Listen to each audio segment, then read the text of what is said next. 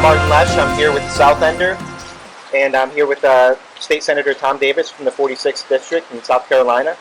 And we're going to talk about a couple issues today and try to get you some information out there. Let's talk a little bit about testing.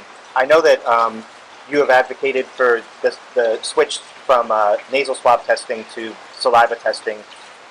Explain why that's more beneficial.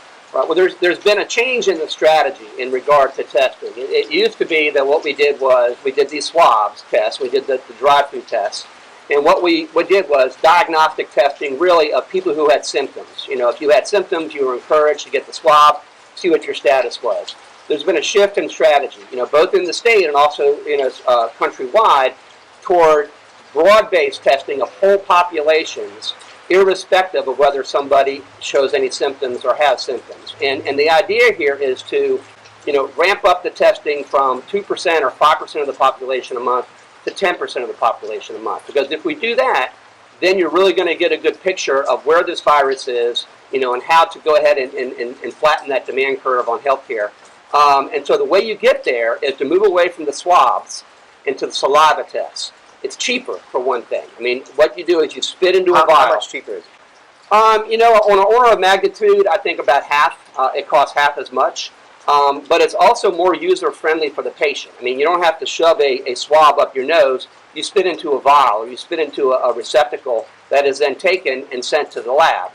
It's also, besides being user-friendly and cheaper, you can also get the results back more quickly from the lab. Because with the swab, when you took that specimen, you had to use reagent to separate out a substance that was then tested, and then you reported the results back. The saliva, you just take it and you put it into the machine, and you get your results within 24 to 48 hours. And so it is cheaper on the front end, it's more user and patient friendly, and you can have it analyzed by the lab more quickly to get results back more quickly.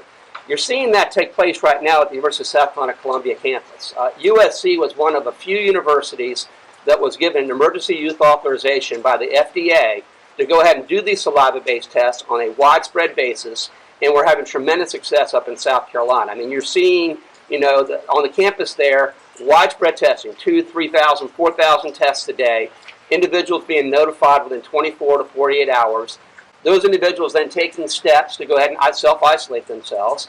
Individuals who are in contact with the person infected, they're getting tested. So this is all key to opening things up. If we want in-person instruction in our schools, if we want to go back to football games, if we want to go to nightclubs and do all these things that we want to do, and get back to, widespread testing of whole populations, irrespective of whether you're showing symptoms, is the way to get there.